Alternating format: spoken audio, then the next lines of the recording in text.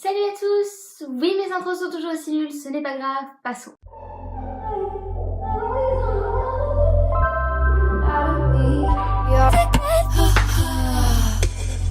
Aujourd'hui, j'ai eu envie de faire quelque chose d'un peu différent. Oui, je sais bien, c'est pas comme s'il y avait déjà 10 000 vidéos sur ma chaîne, peu importe. Et comme c'est le début de ma chaîne, je me suis dit que ce serait vraiment sympa de faire un petit tag où on apprendrait un petit peu à se connaître. C'est un tag que j'ai déjà vu sur d'autres chaînes booktube et les questions m'ont assez bien plu, donc j'ai eu envie de faire celui-là.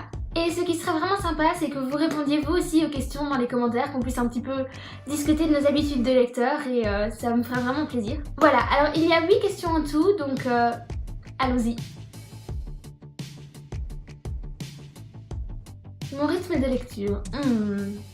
Je pense que je lis plus ou moins entre 2 et 7-8 livres par mois, sachant que je lis souvent plus que 2 et rarement 8. En réalité, ça varie vraiment, ça dépend de mon envie de lire, de mon temps bien évidemment.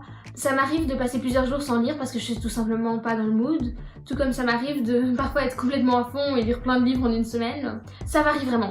Après, c'est vrai que j'aime pas trop faire un quota des livres que je lis parce qu'il est clair qu'il y a une grande différence entre lire 15 Amélie Nothomb en un mois et lire un Ken Follett quoi.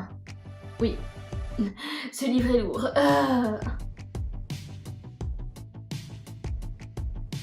Honnêtement, je sais pas. En fait, à la base, j'essaye vraiment de lire un livre à la fois parce que je préfère terminer une lecture avant de commencer une nouvelle pour être sûre d'être bien immergée dans l'univers et tout ça et être sûre de terminer cette lecture pour ne pas me retrouver à ne plus avoir envie de continuer à lire. Mais ces derniers temps, il est vrai que je ne me suis pas vraiment tenue à cette bonne résolution et a priori c'est pas bien grave. C'est juste que parfois je lis quand même des gros livres et après depuis la rentrée, si je dois les mettre dans mon sac de cours et les traîner à l'école, c'est lourd, ça prend de la place, c'est encombrant tout ça. Donc j'aime bien avoir mon livre à la maison et puis lire un livre de poche que je garde dans mon sac et je lis alors essentiellement dans les transports ou à l'école quand j'ai une heure de fourche par-ci par-là. Papier ou e-book, le grand dilemme, pas vrai? Personnellement, les deux. Ça me dérange pas du tout de lire en e-book, d'ailleurs j'ai une liseuse, ça me permet de lire plein, partout, tout le temps, c'est génial. Mais il est vrai que j'affectionne particulièrement les livres papier, ma bibliothèque. J'adore tenir un livre en main, pouvoir tourner les pages et voir concrètement mon avancée dans ma lecture. C'est vrai que j'aime beaucoup ça aussi, donc je peux lire les deux, ça me dérange pas du tout. Oui, clairement. Ben tiens, le dernier livre dont je vous ai parlé, Le mystère de Lucéos, c'était une relecture.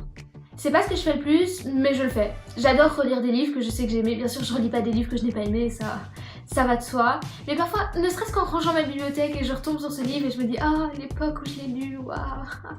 Et ça me donne envie de le relire. Oui, je sais, il m'en faut peu.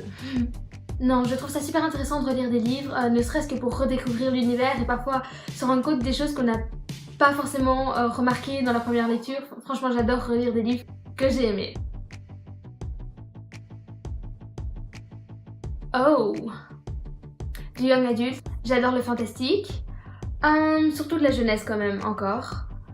J'aime bien l'historique aussi. Je lis aussi un peu de romance. Et puis la science-fiction. Tout ce qui est dystopie, tout ça, j'adore.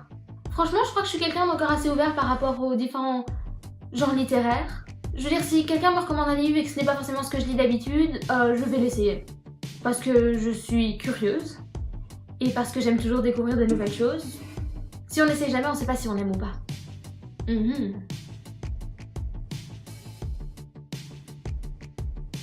Ma pile à lire. Non, je plaisante. Franchement, je crois que ça se passe encore relativement bien entre moi et ma pile à lire. Elle me nargue un peu, de temps en temps, souvent. Mais franchement, je crois que je suis quelqu'un d'assez raisonnable de ce côté-là. Oui, bien sûr, il y a toujours mieux et il y a toujours pire, mais je gère, no stress. Une panne de lecture.